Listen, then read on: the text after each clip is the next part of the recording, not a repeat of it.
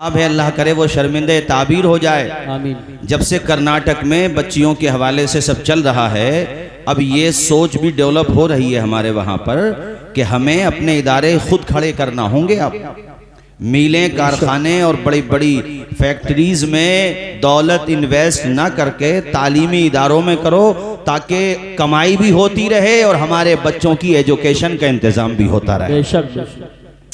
तो इस हवाले से भी फिक्रमंद है माशाअल्लाह। हमने रात माती फतेहपुर में भी कहा और परसों नंगली में तो बाज़ाब्ता कारी आस मोहम्मद साहब ने बताया कि हज़रत हमने ज़मीन ख़रीद ली है, हम बच्चियों के लिए सिक्योर इंटर कॉलेज बनाएंगे, सिक्योर, जिसमें पढ़ाने वाली भी हिजाब के साथ, पढ़ने वाली भी हिजाब के साथ। अच्छा, दूसरा, जब हमारे भारत का संविधान हमें इजाज़त देता है कि हमें ये इजाज़त दी है, यानी हमारे कॉन्स्टिट्यूशन में फ्रीडम ऑफ रिलीजन है, इसी तरह से फ्रीडम ऑफ एक्सप्रेशन है, फ्रीडम ऑफ कॉन्शियस है, इसी तरीके से राइट टू चॉइस भी है।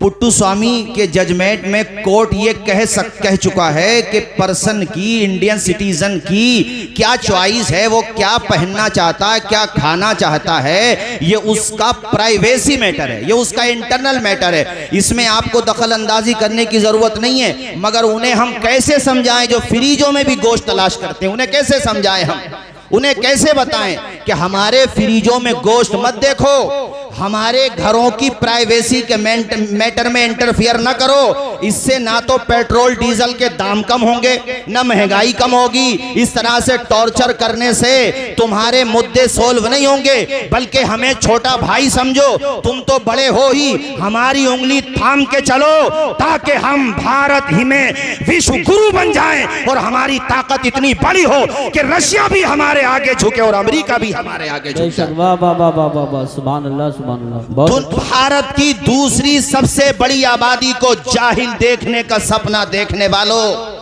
इतनी बड़ी आबादी को जाहिल रख करके कैसे तरक्की करोगे ये बताओ, किस तरह से तरक्की करोगे ये समझाओ। हमारे पहनावे से आपको एतराज, हमारे मदरसों से आपको एतराज, हमारे कल्चर से आपको एतराज, हमारी टोपियों से आपको एतराज, हमारी बहनों की एजुकेशन से आपको एतराज। आखिर प्रॉब्लम क्या है आपको? कोर्ट में जाकर के हम जब केसेस लड़ें तो वहां पर भी बड़ी हमें मायूसी होती है। हम कुछ नहीं कहेंगे, लेकिन इतना जरूर कहेंगे, we respectfully disagree with the Karnataka High Court judgment on hijab. It is my constitutional right. ये तो मुझे अधिकार है। और जहां तक हमारे दलाइल की बात है तो हमारे हक में दलाइल पे दाद मिलती है। जब हमारे एडवोकेट बाबरी मस्जिद केस में भी मैं बताना चाहता हूं भाइयों को, हमारे भारत का हिंदू कम्युनल नहीं हुआ है, ये बात दिमाग में बिठाइए। बाबरी मस्जिद केस सुप्रीम कोर्ट में लड़ने वाले जो जजेस थे वो हिंदू भाई थे और उन्होंने कोई कसर नहीं छोड़ी। इसी तरह से कर्नाटका हाई कोर्ट में हिजाब के मैटर पर जो लॉजिकल दलाइल दे रहे थे वो भी, उनमें भी हिंदू थे, एडवोकेट, कई एडवोकेट हिंदू थे।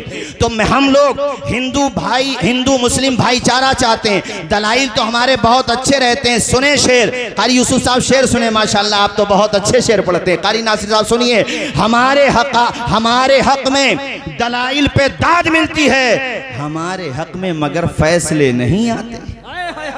क्या बात है, बहुत अच्छा, बहुत अच्छा। दलाइल पे दाद तो मिलती है, फैसले नहीं, लेकिन फैसले नहीं आते। आप मेजॉरिटी हैं, हम इज्जत करेंगे, आपको बड़ा भाई कहते हैं, हम आपकी रिस्पेक्ट करते हैं। हम भूले नहीं हैं जब भारत में आजादी का सफर चल रहा था और यहाँ पर आजादी की जो लड़ाई थी, उस मौके पर अयोध्या में एक मुस्लिम थे, एक नॉन मुस्लिम थे।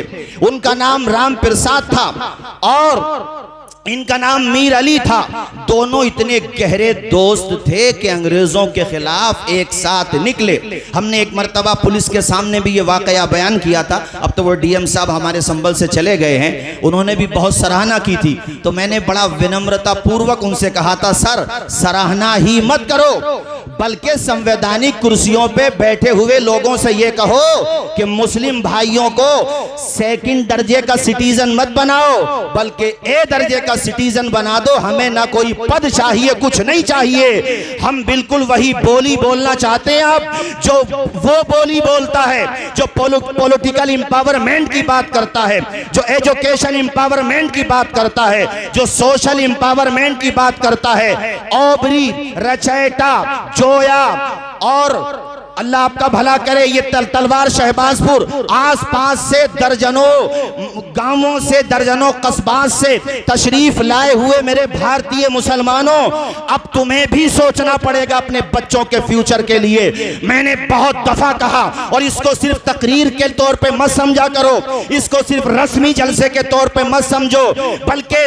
बरगे हिना पे लिखता हूं दर्द दिल की बात, शायद के उतर जाए दिलरुबा के हाथ में। ऐ मेरे भाइयों, ये दर्द के साथ कह रहा हूं आप लोगों से कि अब अपने बच्चों के हाथों में कलम दे दो, इन बच्चों को तालीम याफ्ता बना दो, इन बच्चों से दौलत कमवाने के लिए बाहर मत भेजो, बल्कि इन बच्चों से कहो बेटा तुम्हें डिग्रियां हासिल करना है, ताकि हमारे ओबरी के अंदर कम से कम एक तो हाई कोर्ट का जज होना चाहिए।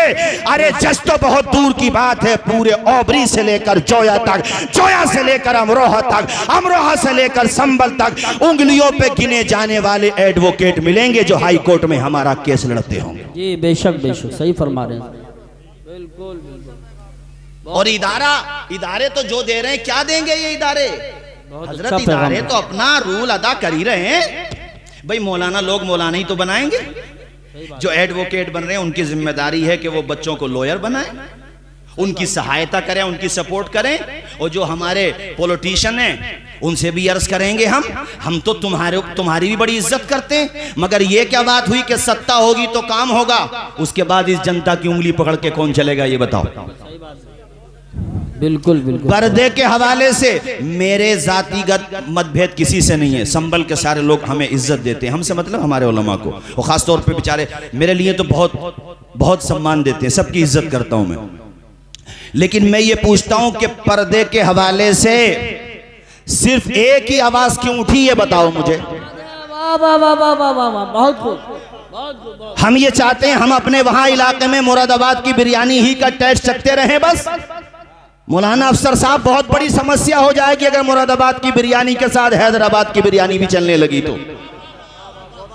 इसलिए हम ये चाहते हैं आवाज उठाओ, संवैधानिक दायरे में जो आपको कॉन्स्टिट्यूशन ने हक दिया है उस आधार पर अपनी आवाज उठाओ, और कम से कम प्रेशराइज तो करो सिस्टम के तहत। इसलिए कि ये मामला मुस्लिम पर्सनल लॉ का मामला है, ये मामला मेरी बेटियों के पर्दे का मामला है। जब मेरी हिंदू बहन तिलक लगा करके स्कूल में जा सकती है तो हमारी मुस्लिम बहन हिजाब लगा के क्यों नहीं जा सकती है? इस सवाल का जवाब दो। जब मेरा सिख भाई पगड़ी पहन के जा सकता है तो मेरी मुस्लिम बहन, अरे लंदन में जो चर्च के स्कूल है, चर्च का स्कूल है, रिलीजियस स्कूल है, वो उस स्कूल में इजाजत है कि मुस्लिम औरत हिजाब के साथ जा सकती है, तो मेरे भारत में मेरी बेटी को इजाजत क्यों नहीं है कि वो हिजाब के साथ जाए? और मैं बताना चाहता हूं अपने हिंदू भाइयों को भी कि तुम किन हाथों में खेल रहे हो। अरे अपने वेद पढ़ो, अपने ग्रंथ पढ़ो, अपनी किताबें पढ़ो। क्या तुमने अपनी धार्मिक किताबों में नहीं पढ़ा है कि जिसे हम पर्दा कहते हैं उसे तुम घूंघट कहते हो? और जिस तरह से हमारी मजहबी किताबों में पर्दे का तस्वुर है, तुम्हारे वेदों में, तुम्हारे ग्रंथों में पर्दे का तस्वुर मौजूद है, मगर न जाने तुम किन हाथों में चले गए। आओ पलट के आ जाओ, हमसे दोस्ती करो, हम तुम्हारे दुश्मन नहीं हैं, हम तुम्हारे दोस्त हैं, हमसे प्यार करो। ये रिश्ता मोहब्बत कुछ इस तरह निभाओ, कुछ हम कदम बढ़ाएं, कुछ तुम कदम बढ़ाओ। नारे तकबीर, नारे रिसालत, नारे गौसियत।